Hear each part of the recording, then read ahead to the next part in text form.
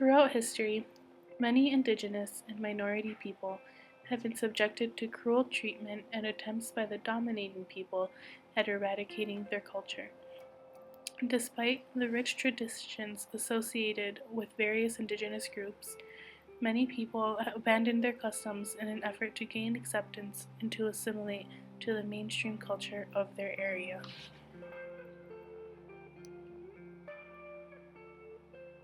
Others, however, fought hard to keep their customs, and this made the people in control angry. This created the need for a better system of assimilation. Seeing the adults as too far gone to save, the majority cultures instead targeted the children who were more susceptible to being taught new customs. In order to civilize them, children were taken from their homes as early as 5 years old and sent to institutions where they were stripped of their native identities. These strategies were used against indigenous cultures throughout the world, including places like the US, Canada, South America, Australia, New Zealand, and Norway. Despite the fact that other native groups have very distinct cultures and reside in very different geographical regions from the Sami, the methods used in boarding schools were remarkably similar, leading to the same results amongst most indigenous minority groups. Throughout the United States and Canada, there were many tribal nations that relied on hunting and gathering in the Great Plains. When Europeans made their way to the New World, it got turned upside down and inside out.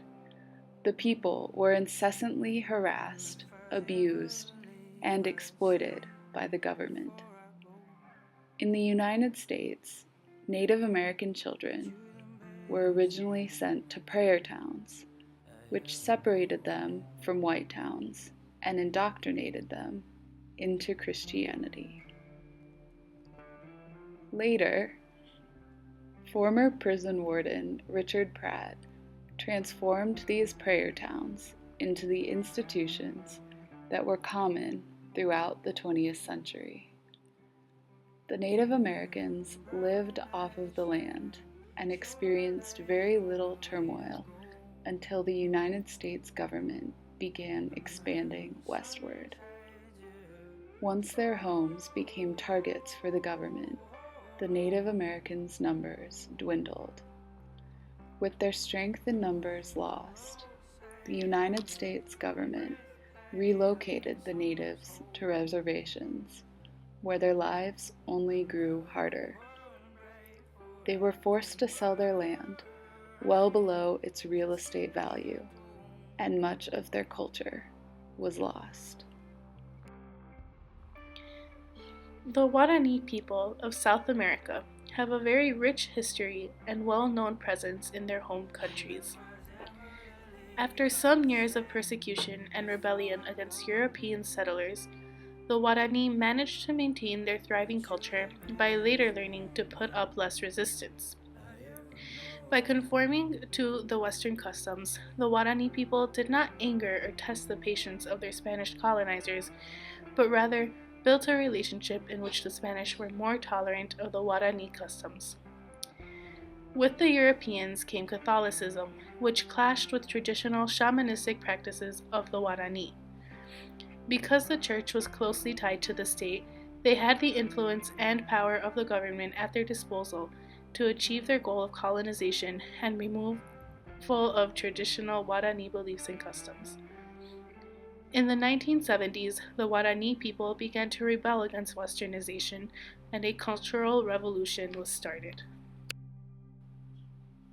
Little is known about how the Maori people came to New Zealand, but their culture resembles that of some Polynesian island nations. They were a tribal society of hunter-gatherers, subsisting mainly on birds and fish. Warfare was common, and they built fortified villages complete with trenches and stockades. Contact with European traders escalated intertribal conflict when some tribes were given access to modern weapons, such as the musket. Eventually, competition for the land by multiple European countries led to many tribes signing a treaty with Britain, giving the country sovereignty over New Zealand. The details of the translation of the treaty have been the subject of much debate, but nonetheless, the British believed it meant ownership and proceeded to take full advantage of the treaty in securing Maori lands for their own. The Aboriginal people of Australia were part of a hunter-gatherer society before British colonization began in the late 1700s. Aborigines were innately tied to the land, seeing it as central to their identities. They saw it as their responsibility to maintain the land, because in return the land provided for them. Their society continued this way until the British began colonization. Upon arriving, the British rapidly began to take over the land and water resources, repurposing them for sheep and cattle grazing. This profoundly disrupted the lives of the natives and also caused many deaths from diseases such as smallpox, tuberculosis, and measles. The Sami people of Scandinavia relied on their hunting and gathering skills, along with their work with reindeer to survive. They lived relatively unbothered in their sitta groups until the white man came to Scandinavia. Then their lives were turned around. Their customs were stripped away. The Lutheran missionaries were utterly disgusted by their traditional Sami religion, dismissing it as heathenistic and satanic. They prohibited the use of the yoik, a traditional Sami song, and burned all of their ritual drums. They introduced alcohol abuse to their communities. They relocated all of their families to church towns and boarding schools. As time went on, they began exploiting the lands for resources, negatively impacting the ecology of the region and the livelihood of the Sami people. Due to the nomadic nature of the Sami, there was very little unity across the sittas. This was why it was so easy to overtake them and remove their culture from their lives. It was not until the Sami people united that they were able to begin to reverse all of the damage that had been done by the majority culture. Many colonizers turned to boarding schools as a method of control, believing that assimilation would make the native populations more subservient. The systems varied from country to country, but the general practices were consistent across cultures. First, the children were taken from their families when they were as young as 5 years old and were schooled until adulthood. For some, this meant more than a decade in an institutional environment. Some families would hide their children from the authorities who came to collect them, but others willingly sent their children to school because they could not afford to feed and clothe them. Other children chose to go to boarding school because of their own accord, in an attempt to escape unhappy and unhealthy family situations. When they arrived at the boarding schools, cultural identifiers were taken from them, sometimes in public ceremonies designed to generate shame. Students were given identical uniforms and sometimes haircuts. Once they looked the same, they were taught the language of the majority culture: English in America, Australia, and New Zealand, Spanish in South America, and Norwegian in Sami. Because they were unable to speak their native language, students were unable to communicate with each other or with educators. Teachers abused students for speaking their native languages, forcing them to eat bars of soap, beating them, or locking them in closets. After prolonged periods without speaking their languages, many children forgot. By the time they could visit home, they were unable to communicate fluently with their families. This created further separation between boarding school students and their native communities. So tired of the straight line, and everywhere you turn. Another part of the assimilation process was Christianization. Children were baptized into Christianity and given new names. This created double identities for Indigenous children, which confused their sense of self even more.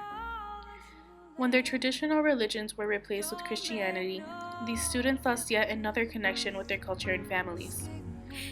Much of the traditional culture centered around fundamental beliefs about nature, gods, and the afterlife. Christianity has a completely different worldview, which has resulted in a very different culture from shamanistic cultures. In addition to their lessons in language and religion, boarding school students were also taught the skills necessary for future menial jobs. Women learned to cook, clean, and take care of children, while men learned skills associated with manual labor jobs, such as blacksmithing and agriculture. Another common feature of Indigenous boarding schools was abuse. Teachers and other authority figures punished children for all manner of perceived offenses, from speaking their native languages to not using their Christian names. Sexual abuse also occurred with alarming frequency. Teachers took advantage of their proximity to and authority over these children. Later, previously abused children became abusers, thus continuing the cycle. All of this abuse compounded to make Indigenous groups deeply ashamed of their cultural heritage and of who they were as individuals. The shame imposed on Indigenous people left psychological damage through generations. Having always been told that their culture was bad or even evil, the Native children grew to become insecure adults, raising their children to hate their culture and, by extension, to hate themselves. The loss of language also had widespread lasting effects. Due to the fact that children no longer knew how to communicate with their parents, there were many families that experienced dysfunction together. It also became impossible to communicate with older generations, which disabled people from being able to learn the customs and traditions of their people. This resulted in the lost generation, or the generation that found itself halfway between two worlds and cultures, unable to find the place where they fit in. Luckily, the next generation would focus on reviving their cultures and making the world realize that Indigenous people deserve to be respected too. After many years of oppression and abuse, the Indigenous people of the world finally began gaining recognition. In 2007, the United Nations enacted the Declaration of the Rights of Indigenous People. This, among many other things, guaranteed the Aborigines of the world the same rights that are guaranteed to everyone else by the Declaration of Human Rights. It also declared that forced assimilation was absolutely forbidden, making it known to the world that the practices of boarding schools were immoral and should never be repeated. Utilizing the positive press given to natives, many people began to unite and form other organizations dedicated to the advancement and protection of Indigenous people. Examples of these organizations include the Sami, or the Sami Parliament. The Sami Parliament was introduced in 1996 and works closely with both the United Nations and the Norwegian government to ensure that Sami and other lifestyles are protected. The Sami is unique in that it was working towards the rights of Indigenous people long before the United Nations Declaration. As you can see, the history of Indigenous people throughout the world is one filled with pain, sadness, and, despite everything, hope. Indigenous people have overcome innumerable and unimaginable obstacles to survive in an ever-changing modern world. While this class focuses on the struggle and eventual success of the Sami people in particular, it is important to understand that in the context of the Indigenous people, their story is common and offers a message of hope. The Sami, as one of the first people to gain wide political respect, send the message that advancement, while still preserving one's culture, is possible. Despite the fact that other native groups have very distinct cultures and reside in very different geographical regions from the Sami, the methods used in boarding schools were remarkably similar, leading to the same results among most indigenous minority groups.